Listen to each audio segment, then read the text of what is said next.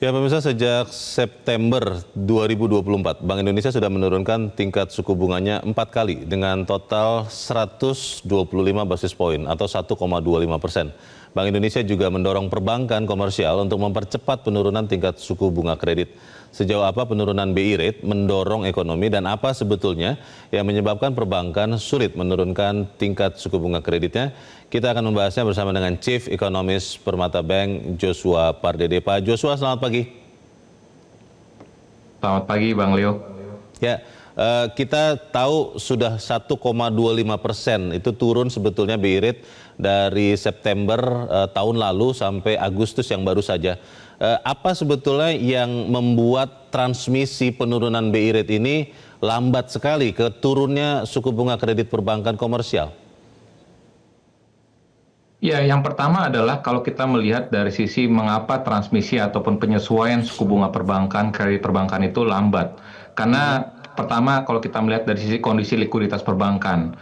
Kalau kita lihat dari sisi kondisi likuiditas perbankan, ya dalam 2 tahun terakhir ini cenderung mengalami pengetatan dibandingkan misalkan kondisi 2021-2022 pada saat Bank Indonesia dan juga kondisi pandemi itu likuiditas perbankan masih relatif ample dengan stimulus fiskal dan juga dari pemerintah. Namun kondisinya 1-2 tahun terakhir ini likuiditas perbankan cenderung mengalami pengetatan. Dan ini tentunya kalau kita melihat terindikasi juga misalkan baru-baru saja ya kalau kita melihat dari awal tahun misalkan bagaimana rekening pemerintah di Bank Indonesia itu masih relatif tinggi. Baru di bulan Juni terjadi penurunan rekening pemerintah di Bank Indonesia sehingga barulah terjadi peningkatan pertumbuhan DPK di bulan Juni tahun 2025 ini. Dan di samping itu pun juga kalau kita melihat di saat bersamaan pun juga sejalan dengan upaya pemerintah untuk menutupi defisit, pemerintah juga menerbitkan obligasi, ya baik itu obligasi retail, baik itu ORI dan SUKRI, sehingga ini pun juga menjadi salah satu tantangan dalam perbankan untuk meningkatkan tadi pertumbuhan DPK-nya. Sehingga pada saat perbankan pun juga masih relatif tinggi menetapkan suku bunga DPK-nya, sehingga penyesuaian suku bunga kreditnya pun juga relatif terbilang lambat. Dan di samping itu pun juga kalau kita melihat dari sisi risiko kredit, ini risiko kredit perbankan pun juga cenderung masih tinggi ke depannya karena tadi ada risiko perlambatan, sehingga 2 faktor inilah yang menyebabkan mengapa penyesuaian suku bunga kredit perbankan relatif lebih lambat. Menarik kalau kita lihat Pak Joshua, suku bunga kredit per Juli ya, rata-rata di tahun ini 2025 itu di kisaran 9%-an. Padahal kemarin BI rate sudah turun sampai 5%. Yang tadi Anda katakan sudah terjawab, tapi pertanyaan adalah begini. Apakah memang benar bank-bank di Indonesia sekarang, bank komersial, lebih mau mengamankan dananya dengan menaruh pada instrumen yang aman, katakanlah tadi SUKRI, ada SRBI, ketimbang menyalurkan kredit? Dan juga yang kedua pertanyaannya adalah, apakah memang permintaan kredit itu cukup kuat atau tidak, Pak Joshua? Ya, yang pertama adalah kita perlu mempertanyakan apakah permintaan kredit itu cukup tinggi. Karena kalau kita mengikuti bagaimana pertumbuhan investasi, misalkan PMTB di kuartal kedua yang dilaporkan oleh BPS tumbuh 7%, mendekati 7%, dan itu sepenuhnya tidak ditopang ataupun tidak didukung oleh kredit perbankan, baik itu kredit modal kerja ataupun kredit investasi. Yang artinya baik itu pelaku usaha ataupun dunia usaha ini masih banyak ditopang oleh dana internal, baik itu return earnings dari periode sebelumnya.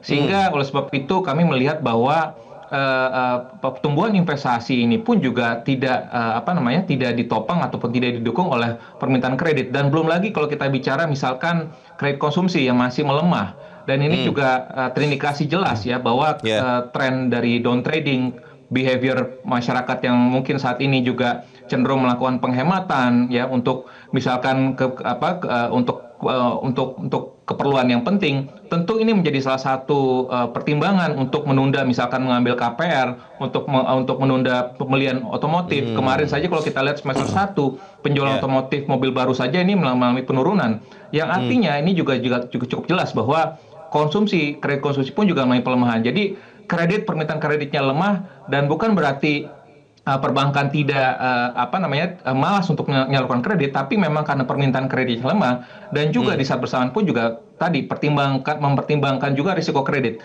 Kalau sekiranya yang kedua adalah perbankan tentunya mempertimbangkan prinsip kehati-hatian dalam penyaluran kredit. Kalau sekonyong-konyongnya perbankan menyalurkan kredit tanpa mempertimbangkan risiko kreditnya, tentu ini akan berimbas juga nanti negatif pada kinerjanya, kepada juga permodalan perbankan secara umum, sehingga tentunya ini tidak diinginkan juga oleh regulator. Pak Joshua, apakah benar kalau kemudian kita mengira bahwa misalnya katakanlah antara kredit perbankan, kredit usaha versus SRBI. Kalau kita lihat data SRBI itu untuk 15 Agustus 2025, suku bunganya untuk 6 bulan 5,28, 9 bulan 5,32, 12 bulan 5,34%, semuanya di atas BI rate. Tapi kalau kita lihat resiko kreditnya lebih tinggi. Apakah benar perbankan saat ini lebih mau mencari aman? Tapi jawabannya ditahan dulu karena kita harus jeda dahulu, dan pemirsa tetap bersama kami. Zona Bisnis segera kembali. Terima kasih Anda masih bersama kami, dan kita masih bersama Chief Economist Permata Bank Joshua Pardede. Pak Joshua, apakah benar saat kondisi sekarang ini perbankan lebih mengamankan posisinya dengan menaruh dana di tempat-tempat yang aman, katakanlah seperti SRBI, ketimbang menyalurkan kredit? Walaupun mungkin kreditnya juga sudah masih lemah ini. Bagaimana Pak Joshua? Ya, pada dasarnya perbankan mendapatkan kepercayaan dari masyarakat, ya, dana pihak ketiga, dan oleh sebab itu tentunya perbankan juga perlu mengoptimalkan kira-kira untuk mengembalikannya suku bunga deposito kepada masyarakat tersebut dengan investasi apa ataupun dengan penyaluran kredit di mana. Dan akan sangat realistis ya Bang Leo kalau kita melihat kondisi saat ini dengan perlambatan tadi yang saya sebutkan, adanya kelas menengah menurun, lalu juga investasi pun juga, dan dalam hal ini modal kerja pun juga untuk sebagian besar industri pun juga lagi mengalami kondisi yang sulit.